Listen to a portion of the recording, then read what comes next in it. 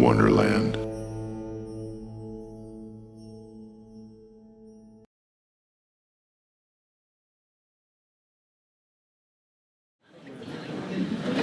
All right, thank you all for joining.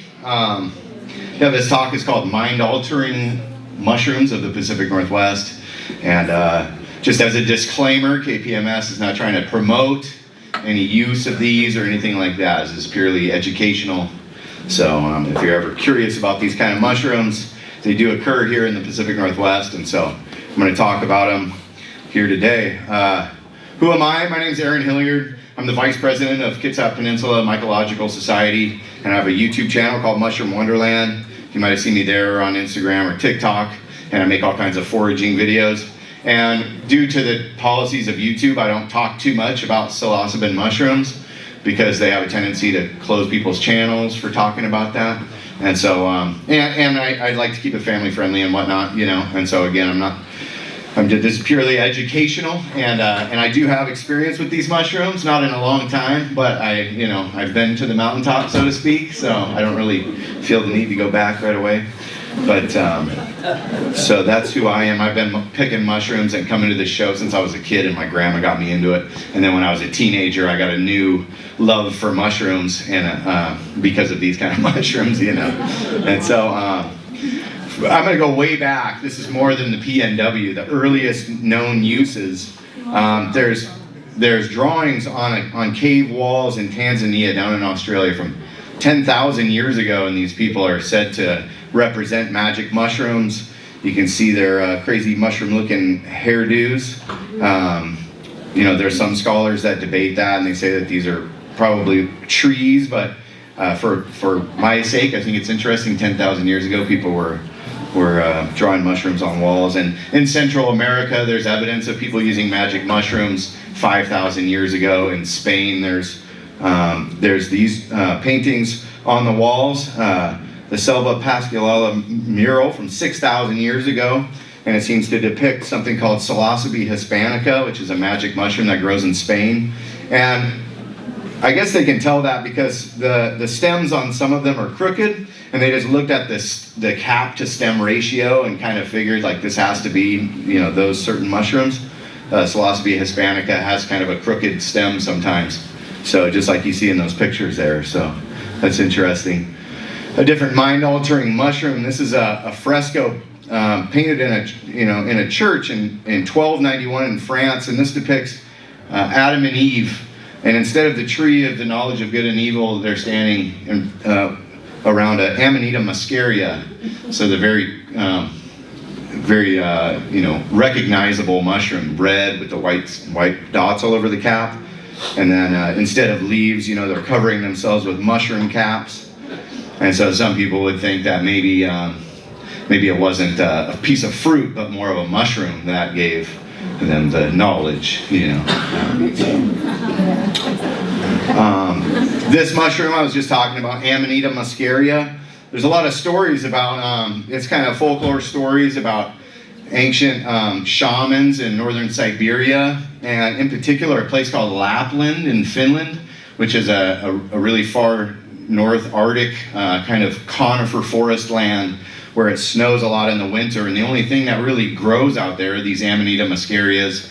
And so the story of Saint Nick, some people believe actually comes from Amanita muscaria, and these people lived in these little cabins in Lapland, and it would snow so much that they couldn't open their front door, so the shaman would come to town and he would have to go down the chimney with his gifts of magic mushrooms that people ate, and then they saw visions, and then the reindeer, because they actually had sleds that they pulled by reindeer way up there, and so they would appear to fly or whatever, and so they wore, fur suits, a lot like what Santa Claus wears. So, I don't know, you be the judge, but it seems to make a lot of sense if you think about it that way. So I'll make the distinction, Amanita versus psilocybin mushrooms. So Amanita here on top, the common, red with the white spots, and this is another Amanita that's kind of closely related. Amanita pantheranoides here in the Northwest is the brown one with the white spots. And this, a lot of people confuse that mushroom with a magic mushroom. A lot of times when they talk about magic mushrooms, that picture will be, on a t-shirt or on a poster or whatever. And it's actually a sedative, hypnotic, and a depressant. And it has more of an effect of like making you feel disassociated and confused and drunk.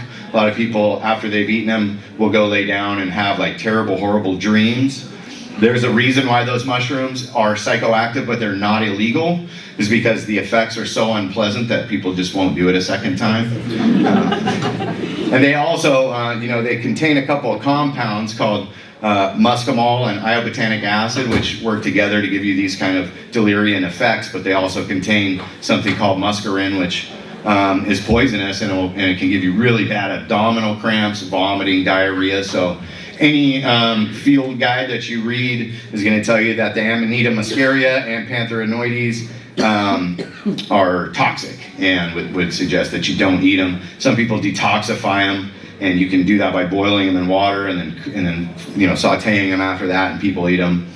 And they say they're good. It seems like a lot of trouble to go to. You could just eat any other mushroom that's safe, So psilocybin mushrooms, these are the ones on the bottom. They're typically what we call an LBM, so a little brown mushroom.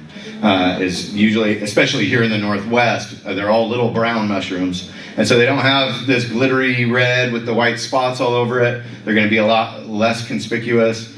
And so these are a psychedelic hallucinogen. And when people talk about magic mushrooms, this is usually what they're referring to. Not so much the amanitas, but the psilocybin mushrooms. Over 250 species of these exist worldwide. And here in the Northwest, we have like 12 or 13 that occur here, and not even native, but they occur, and I'm going to be talking about all those today. This is kind of a fun story. The first medical reports of psilocybin mushrooms were in 1799 in a London medical journal, where a father had gone to Green Park, that's this place here in London, still exists and people play there today, and he foraged some wild mushrooms, and he went home and he made stew for his family, because I guess you have stew in the morning in London in 1799. And so he fed everybody a bowl of this stew, and they all started to experience some really weird feelings, And so they ate the stew at about 9 a.m., and then they called the apothecary, which is like the doctor of the time, at about 10 a.m. and said, we got trouble going on over here, I don't know, we're all freaking out or whatever. And so this doctor goes there to observe this family. And so it was a dad and his 4 kids. And so they ate this stew, and the apothecary, he described what happened then. He said, Edward, one of the children, 8 years old, who had eaten a large proportion of the mushrooms, as they thought them, was attacked with fits of immoderate laughter. Nor could the threats of his father or mother refrain him. So it's kind of weird. They were like, stop laughing. And he's like, I can't. To this succeeded vertigo and a great deal of stupor, from which he was roused by being called or shaken, but immediately relapsed. He sometimes pressed his hands on different parts of his abdomen as if in pain, but when roused and interrogated as to it, he answered indifferently, yes or no, as he did to every other question, evidently without any relation to what was asked. About the same time, the father, age 40, was attacked with vertigo and complained that everything appeared black, then wholly disappeared. Okay, that's weird. To this succeeded loss of voluntary motion and stupor. His pupils were dilated and his pulse was slow. And I actually read the whole medical account out of this journal. It was super interesting. And he went through all the kids, and they were all experiencing similar things. All their eyes were pure black, right? And they were all having a terrible bad trip. Because if you take psilocybin mushrooms and you don't mean to, it's not going to be very fun. You're probably going to be like really surprised with what's happening. And so the dad kept saying, I think I'm dying. And the doctor would go, are you okay? And then he'd go, no, I'm okay. And they'd say, but I think I'm dying. And then, no, I'm okay. It went on for like 6 hours. So, Dad, stew breakfast. So I don't know. Don't eat the breakfast stew in London, I guess. Or do, I don't know. So Latin is now considered a dead language, meaning that it's used in specific contexts, but it doesn't have any native speakers. So if you're new to mushrooms, or like me, I learned out of books, so I was learning by like trying to sound out words, and I always said psilocybe, which is okay, but the most accepted in the mycological community is psilocybe, because Latin often puts a really hard sound on some of these vowels. So when it ends with a E, like hygrocybe, agricide, these are hygroscopy, agroscopy, psilocybin. But because Latin is a dead language, psilocybe is fine too. Whichever way you want to say it, just say it with confidence. So Gordon Wasson, this is a story that has to be told about magic mushrooms. This was a mycologist back in the 40s and 50s, and he was just obsessed with mushrooms. He was a New York banker, but he got really obsessed with mushrooms, and he traveled the world, not just magic mushrooms, but he wanted to know everything, but he was just a mycologist, and he was good at it, and he had the best of intentions. And then he heard about the story of mushrooms that make you see visions in Mexico, so he took off to go to Mexico, and he met this lady pictured here, Maria Sabina, and she's become famous for introducing Western culture to magic, psilocybin mushrooms. And so she took him on one of these spiritual journeys. They didn't consider it getting high. It was part of their cultural, spiritual, religious type of ceremony. And so he got included on it. And so he came back and then went back down there, and Life magazine, one of the, wrote an article about it. He kind of exposed these magic mushrooms to the world. And he had the best of intentions in mind. He really, loved the people of Mexico and stuff. But what happened was a lot of hippies jumped in their vans and they stormed down to Mexico, and they took over this town, and the people were really unhappy that all these hippies showed up in town wanting these mushrooms. Kind of exiled Marina Sabina. Eventually she died kind of in poverty, and it's sort of a sad story. And Gordon Wasson was kind of villainized for exposing this sacred spiritual thing in the mountains of Mexico. But it brought an awareness of psychedelic mushrooms to America, and it was clearly more than just hocus pocus and superstition. There was something in these mushrooms. And so the first modern discoveries here in the Pacific Northwest, this is Evergreen State College, and the guy up in the top left corner, his name is Michael Bugh, and he is a mycologist at Evergreen State University. And he, let me see if I can find this. So he's still very involved in mycology, and he started teaching in 1972. The doors open at Evergreen State University. He became a professor in 1972 of mycology there. And it was 1975, these other guys that happened to be students of his, a guy named Paul Stamets, which a lot of you have probably heard of. He does TED Talks, and he's really famous for his magic mushroom talks. Jeremy Bigwood, Jonathan Ott, these guys have wrote really famous books about mycology. I happen to know Michael Bugh, and he was a guest in our club meeting. So if you're not a club member for KPMS, we have some super cool guests, and he came and gave us a talk all about, not even about magic mushrooms, but I was texting with him about this subject. When did we discover them here in the Northwest? And what he said is, in 1975, when Paul Stamets, Jeremy Bigwood, and Jonathan Ott arrived at my office wanting to study mushrooms, I'd never heard of psilocybin or psilocybin containing mushrooms in the Pacific Northwest. No previous student had ever mentioned them. The only mind-altering mushrooms I was aware of were Amanita muscaria and the pantherina. Those were the names used in that day. They had Wasson soma. They'd heard about Wasson's trip down to Mexico. And so they started analyzing a wide range of mushrooms for psilocybin content.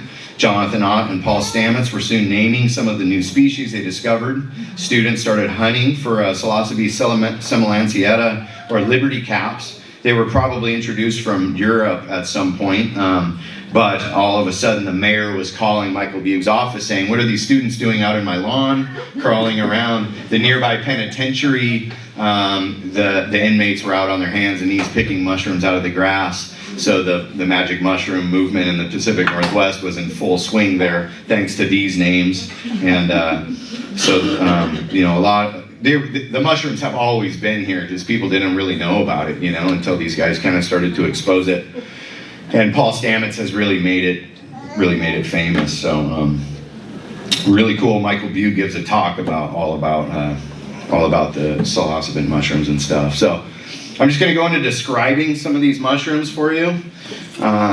This one, Amanita muscaria and pantherinoides. So Amanita muscaria is actually a European taxonomy, and here in America we just adopted it because it's easy to just call it that. It's red with these white speckles. Here in the Northwest, we have a different variety called flavivulvata, and it's got a little bit of yellowishness around the rings on the vulva, which is the bulbous base. And so, like I already explained, these aren't your typical magic mushrooms, but to fit into a talk called Mind-Altering Mushrooms of the Pacific Northwest, it would be incomplete without talking about these mushrooms. So they're beautiful, but I think they should probably be avoided unless you kind of know what you're doing. I don't know, like I said, people don't usually do them a second time.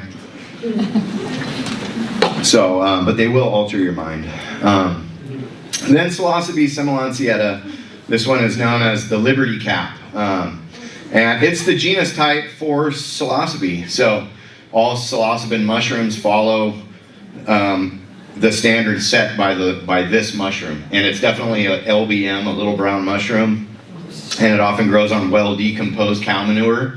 And one of my earliest memories, I remember driving with my mom and her boyfriend, and I remember going by this cow field, and all these people were out there with like Safeway bags, and they were crouching around. And I remember being like, what are they doing out there? And he goes, they're looking for magic mushrooms. And I remember just being like, that sounds awesome. You know? I was like 8, I don't know. But you know, I grew up in a farming community, and like I said, I got into this stuff when I was a teenager, and I scoured the fields day and night looking in cow patties to no avail. I never found any Liberty Caps. They seem to be super elusive, and some people seem to find them.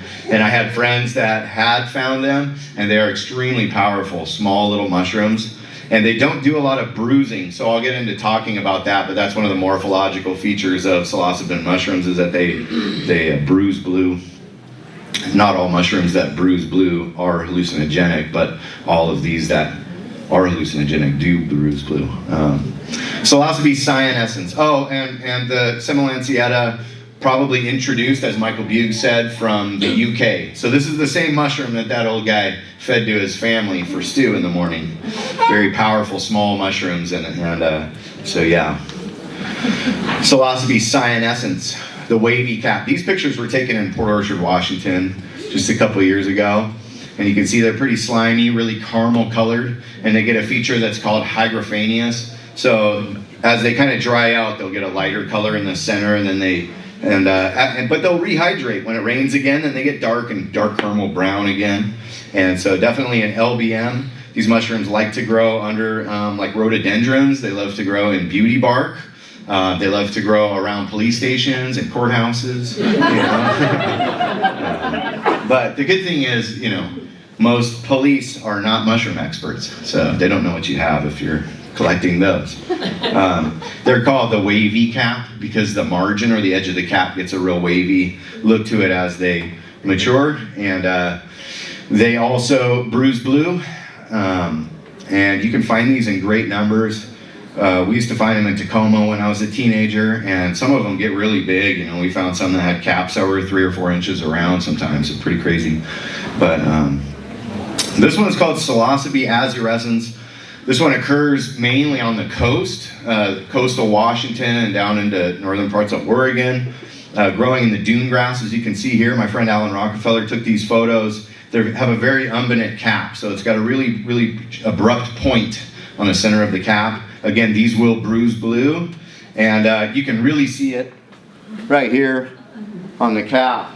And that bruising, that probably actually happened from a raindrop hitting it. And so it's a chemical reaction when psilocybin metabolizes or polymerates into psilocin, and it actually degrades the hallucinogenic effect when it turns blue, but it's definitely a good indicator. So down at like Fort Stevens in Oregon is a famously known place where people in their hippie buses once again flock to the coast, and they're combing the beaches and the dune grass, and the police are onto it, and people get arrested every year for picking these. And these are among the most powerful magic mushrooms in the world, so they do occur here. They're said to be imported from somewhere else too, so interesting enough. Psilocybe stuntzii. This one's known as the blue ringer. So this is my friend Alan Rockefeller taking pictures of these particular mushrooms in Gig Harbor, Washington last year. And they seem to be a little bit rare now. It's called a blue ringer because, again, it's another LBM. It's a little brown mushroom. These like to grow in grass oftentimes, and they also grow in wood chips. But the way that the cap tears away from the stem when they start to mature, it leaves a little ring on the stem, and that little action of tearing away will bruise that little ring, so the ring is blue. That's how they get the name of blue ringer.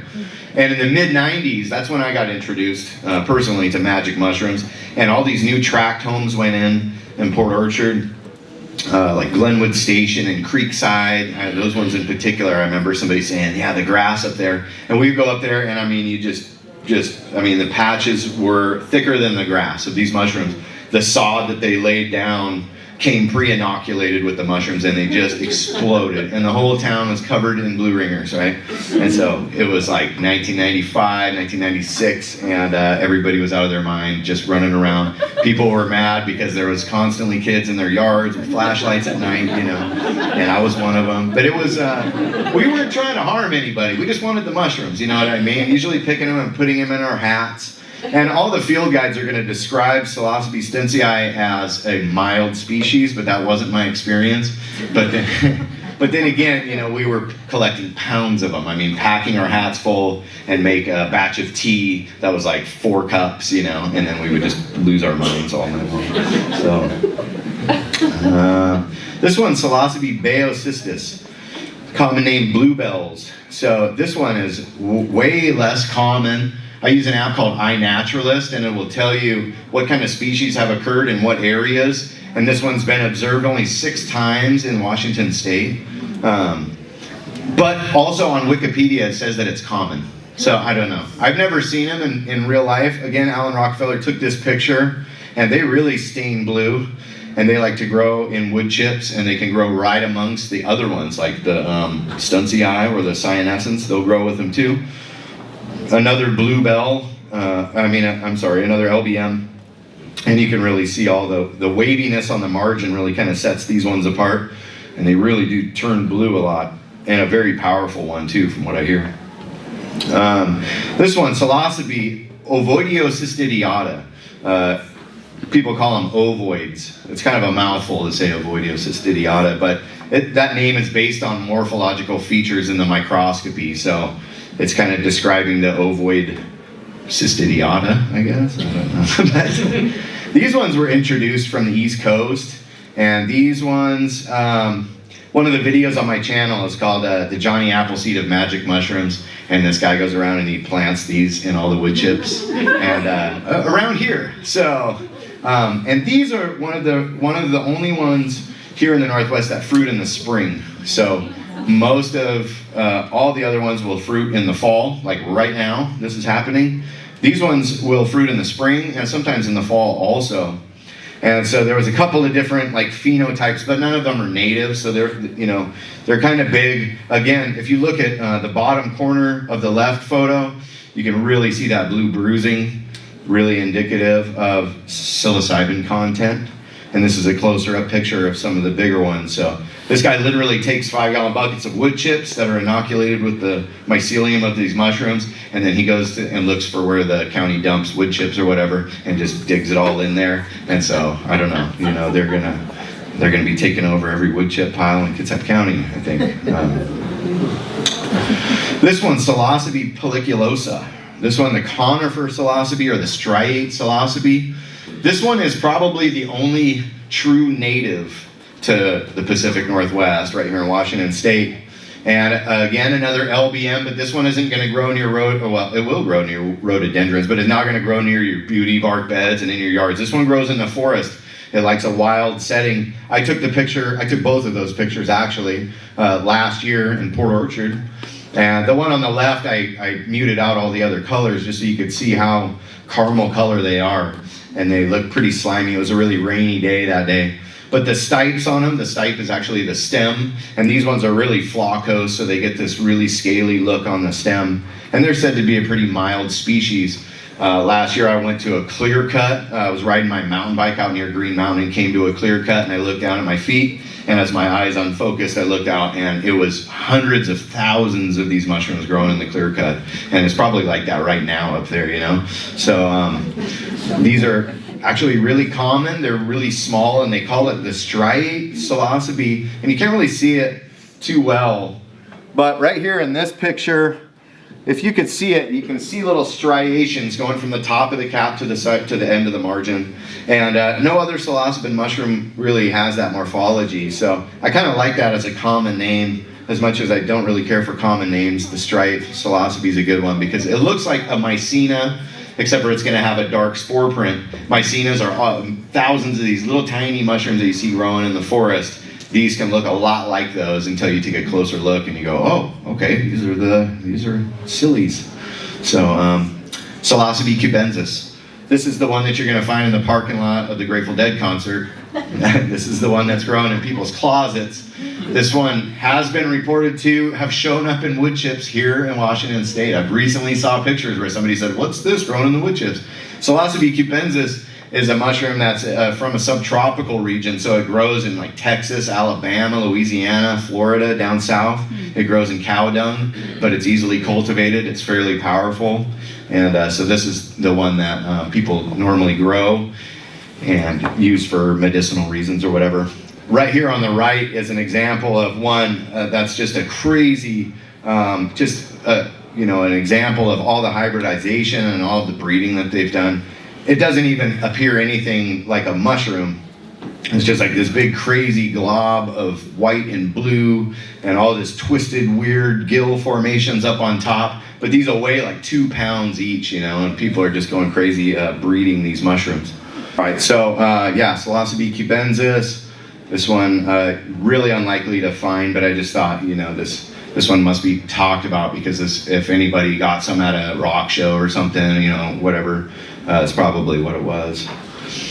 So common morphological features of psilocybe mushrooms: blue bruising. So all of these mushrooms bruise blue, and you can really see it in that top picture. That's actually a scalpel cut a cubensis in half, and you can see all that bluing reaction. And so it's psilocybin that polymerizes into psilocin, which is actually, psilocin is really what gets you high. The psilocybin kind of gets the limelight, but really it doesn't. It's inactive until it's metabolized by things in your brain. Anyways, it's a really complicated process, but they all bruise blue like that. There's also some types of boletes, and there's even some lexinum, like some birch boletes that are out here that I brought that are bruising blue. It doesn't mean that they're hallucinogenic, and it's a totally different chemical process that makes those ones turn blue. Another feature that these all share in common: a removable gelatinous pellicle. So you can see in this photo, there's a slimy layer on top of the cap. So if you slowly start to tear the cap apart, you'll be able to see that gelatinous layer hang on until it will finally break. But that was one of the first features that somebody keyed me onto, that magic mushrooms do that. And I haven't seen many other mushrooms that have that feature at all. So if you have blue bruising and you have that removable gelatinous pellicle, you're probably on the right track. And then the third feature that I think would totally key these out to make them so you know that they're the psilocybin mushroom is a dark purple brown spore print. So all these mushrooms are going to have a really dark purple brown spore print, and you can find that out by just take a cap of any mushroom, tear the stem off, set the cap down on a white piece of paper and leave it overnight. You can put a glass over it if you want, but it's not necessary. And it will leave a little print there, and the dark purple brown spores are pretty indicative. There's a couple of other species that have a dark purple brown spore print, but they're not going to bruise blue, and they're not going to have that removable gelatinous pellicle. These are a couple of the other mind-altering mushrooms here that grow native in the PNW. Paniolus cinctulus on the left, Paniolus cyanescens on the right. These are dung-loving mushrooms. Sometimes they grow just in lawns that have been fortified with manure in the soil. They're related to the really common Paniolus phonisecii, which is your lawnmower mushroom, and everybody's lawn probably has those growing in them. They're super duper common, and they also have a really like a jet black spore print. But these are hallucinogenic. I think the ones on the right, their common name is blue meanies, because they also stain blue. Any of these psilocybin containing mushrooms bruise blue. And people grow these in their closets sometimes too, but they occur around here, and I've heard it said that they are the most common mind-altering mushroom here in the Northwest, even though they look so much like many other LBMs that they're kind of hard to identify, and they don't have that gelatinous pellicle on it. So, and it doesn't have a purple-brown spore print. This one, Foliotina cyanopus. This one, another, look at the bottom, on the left picture, the bottom of the stems are really bluing right there. And once you see what it looks like when a mushroom is bluing, you can see it better, even in very small amounts. You can go, oh, there's blue bruising right there. These ones are related to Foliotina rugosa, which is a deadly mushroom that grows here, but it has a really abrupt little ring on the stem. These ones don't have that ring, but still they're related to a family of mushrooms that could kill you. So probably one to avoid. This is for like really advanced mushroomers only. And I haven't ever personally found these, but I have found their cousin, Foliotina rugosa, which is, it contains the same compound known as amatoxin that death caps do. So they're small little brown mushrooms that grow in your lawn, and if you ate enough of them, you're going to die one of the most horrible deaths you can imagine. This one, Gymnopilus luteifolius, and these were found in Port Orchard last year. They like to grow on wood chips or rotten logs. I've seen one growing out of a deck railing before. So Gymnopilus, really opportunistic mushrooms, and they'll seek out rotting wood. I've seen a landscaping, log that had them growing out of them. And this year, it's weird because each year, some mushrooms do better than others on different years. And this year, I follow a lot of the Facebook identification forums, and Gymnopilus have been popping up like crazy this year, which is kind of surprising, and it's cool. These are got to be like the most beautiful of all the mind-altering mushrooms, in my opinion. They've got these really bright orange spores, so when it falls on that ring on the stem, it turns it really bright orange, and it's got really yellow gills. When they're young, they're really furry and purple, and as they get old, they fade to yellow, bright gold. And they've got this beautiful cortina, which is all this webby stuff hanging off the margin right here. So I think they're definitely one of the cooler looking mushrooms. And Gymnopilus is a family of mushrooms that have several hallucinogenic species that are not psilocybin mushrooms. But again, these do bruise blue, but they are mild and extremely, extremely bitter. So I've heard that they're just not worth it. They taste terrible, you'll be burping it up, and it's just not really worth it. Effects and warnings. So sickness associated with muscarine. So that's the Amanita. Even one reported death in America supposedly attributed to that, but the guy had like serious health problems, and so it's hard to say that it was really the mushroom that caused it. But yeah, there's a reason this mushroom isn't illegal. It causes what seems like drunkenness, tiredness, psychosis, lethargy, and then horrible, horrible nightmares. And then over here, your psilocybin mushrooms. Some of the effects: relaxation, euphoria, giddiness, distortion of time, mood swings, intense introspection. Doesn't sound terrible. Spiritual or religious experiences. Difficulty differentiating between fantasy and reality. And that part can be dangerous. And there have been people who thought they could fly and they jumped off their house or whatever, and it didn't end well, So it's a good idea if you're going to do these to have somebody there that can guide you and be in their right mind, to make sure that. But I think it's very rare that things like that happen.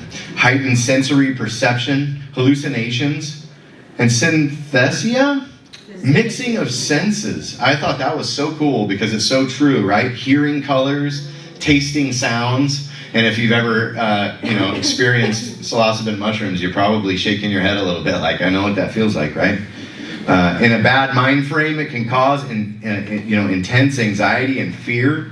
But there are no deaths ever been reported to psilocybin mushrooms. There was a guy, 34 years old, who died after eating mushrooms. It was a couple years ago. But when they did toxicology, he had like benzodiazepines, he had opiates, he had alcohol, he had all this other stuff in his system. And of course they want to point the finger at mushrooms because he ate mushrooms that night, but I think it was just a huge combination of everything. This guy was like a toxic waste dump. But,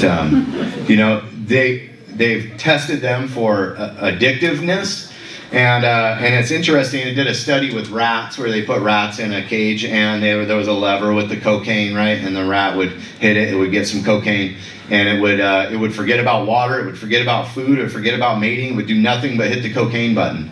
Then they put in a psilocybin button, and the rat went over and it hit the button, and it got the psilocybin, and it never hit that button again.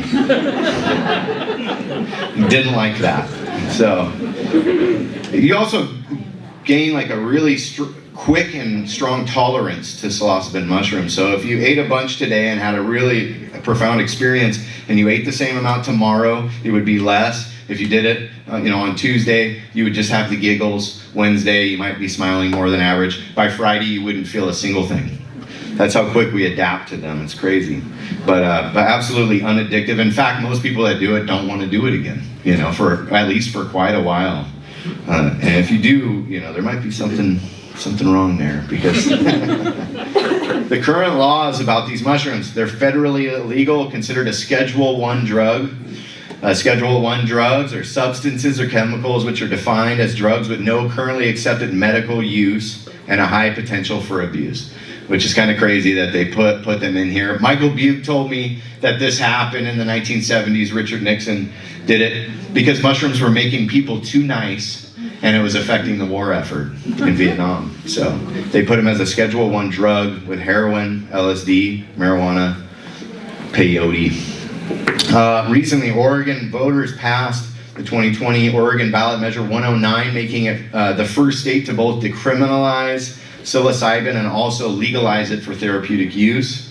So they're making big steps there to try to harness the power of these mushrooms and use them in a responsible way. So we're going a long ways from like getting high to like getting healed, and it's cool. Something this powerful could be used in a positive way is really, really cool. So Oregon's on the forefront of that. Colorado's close behind. Seattle, of course, is close behind, whatever Oregon seems to do. Cities in Washington like Seattle and Port Townsend have decriminalized them, but that's like on a city level, so it's lowest priority. So I guess the cops aren't going to go after you, or if they find some magic mushrooms in your possession, they're probably just going to look the other way. So that's my presentation for today, and thank you all for coming out, and I'll take some questions after.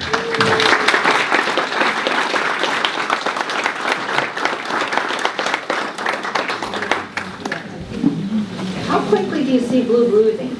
How quickly do you see blue bruising? And I think within about 20 minutes to 30 minutes, it's not instantaneous. Like a butter bolete, if you're to cut that in half, you could just sit and watch it turn blue before your eyes. But psilocybe mushrooms, not so much. So it takes a little bit. That friend of yours, I forgot his name. He looks familiar. Is he a friend by any chance of a dude from with a thick Detroit accent and a... Yeah. Alan Rockefeller is, he's crime pays, but botany doesn't. Yeah. So Alan is really well known in the mycological community, and he just did a talk at the Coast about psilocybin mushrooms of North America, which I had the pleasure of filming and uploading onto my YouTube channel. A little shameless plug for Mushroom Wonderland. So check that out if you want to hear Alan Rockefeller. He travels all over the world looking at these kind of mushrooms and studying. So super interesting. Do you have a video about how this is a little brown mushroom and then this is not a little brown mushroom sort of comparison?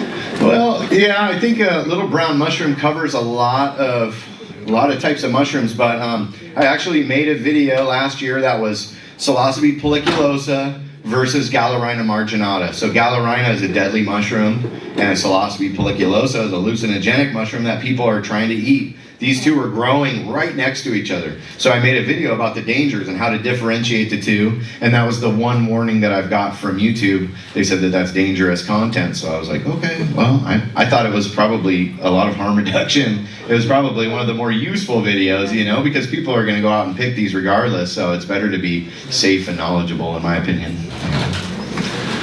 Are there any studies on how long it takes psilocin to degrade out of your system? That's a good question. Are there any studies about how long it takes for psilocin to get out of your system? I don't even know. Are you talking about for like a urinalysis test or something like that, or like? I mean, like you said, the tolerance can. Oh, gotcha. That's really high. Yeah, I don't know that. I would love to pontificate, but I'm not going to because I don't know. But that is interesting. So yeah, thanks for that question. I'm going to look it up. So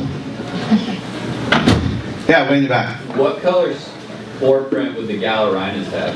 So Gallerina is like a really, it's a brownish orange spore print. So that one, yeah, it's kind of a lighter brown color, and the Gallerina are probably the most commonly confused. So as far as like lookalikes, Gallerina is a concern here because it likes to grow on wood mulch, just like psilocybe cyanescens. They can grow near each other, and but it's not going to have that dark purple brown spore print, and it's not going to bruise blue, and it's not going to have the removable gelatinous pellicle. So if you compare everything against those three criteria, you're going to be safe. Thanks. Yeah, those Gallerinas, those are also really, really commonly misidentified in mushroom forums too. So sometimes people will find them and they'll post them, and then they're misidentified. Yeah. And then there is that threat, and that's one thing about online identification forums is you got some people just spouting things they have no idea what they're talking about, and it can be dangerous that way, So. How do we find your YouTube presentation or? So just go on youtube.com and look up the words Mushroom Wonderland, and like my hat. And yeah, there's all kinds of videos. There's 120 different videos. I do a lot of foraging, mainly of wild edible mushrooms and just everyday mushrooms and all kinds of uses for mushrooms. So this is a small sliver about what I talk about, but it just felt like a topic that should be covered here. So. Can you forage for edibles all year round?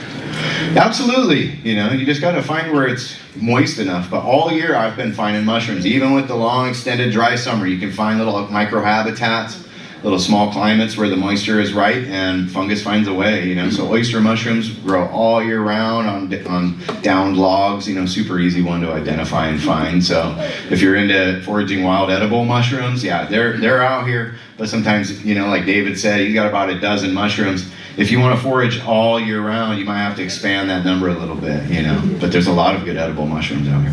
Have you noticed with the heat that the availability of mushrooms has really changed over the last couple of years?